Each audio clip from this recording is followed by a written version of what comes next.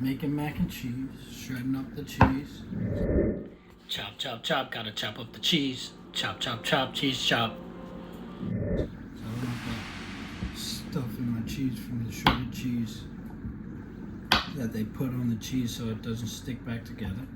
I don't want that in my mac and cheese.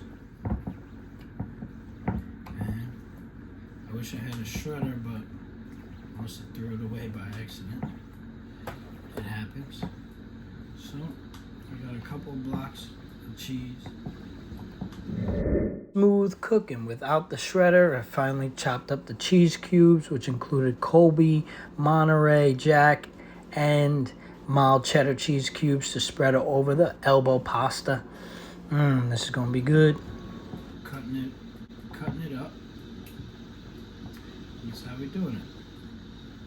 I really love my mom's mac and cheese, but I had to veer off from what she does and what my dad does just to make my own style. So in this cheese sauce, I added some breadcrumbs, garlic, chopped up onions, butter. I used heavy cream.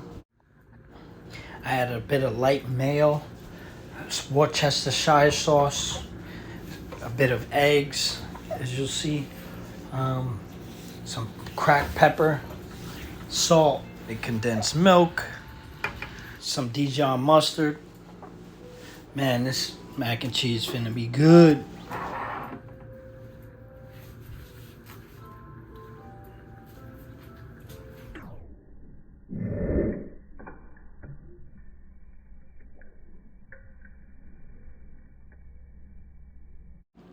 So I'll just add the finishing touches so that I get this consistency.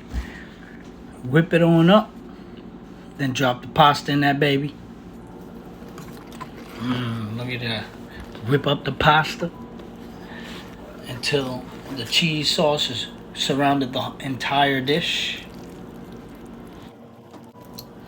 Drop them chicken eggs in there. Whip it up. All good. I'm hungry.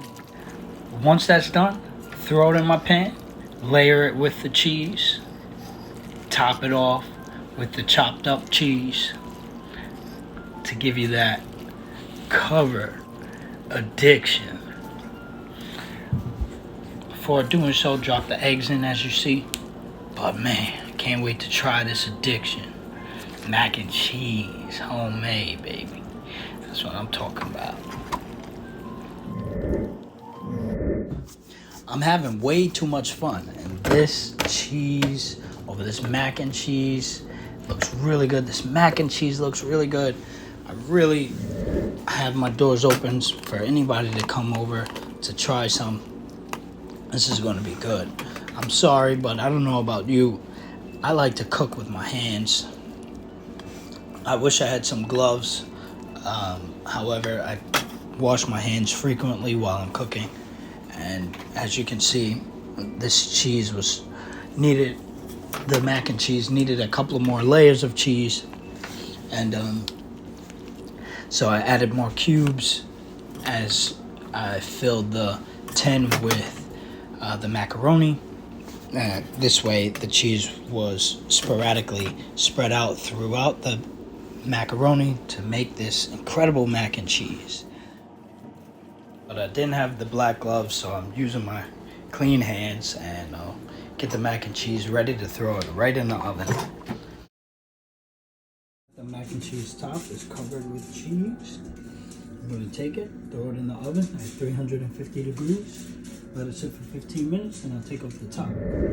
I'll cover it first while I throw it in the oven, then I'll remove the top and let it roast nice and brown. Don't forget to put your cheese on the top layer. As you know, heat rises. You want to bake this thing smooth butter, right?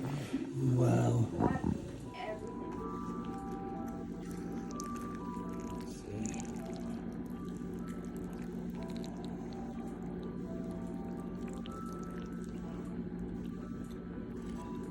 Dang, my cheese is stuck on the fork. Wow, look at that. Cheesy cheese. And for the finished product, we've got Smothered Addiction, some soul food for the soul.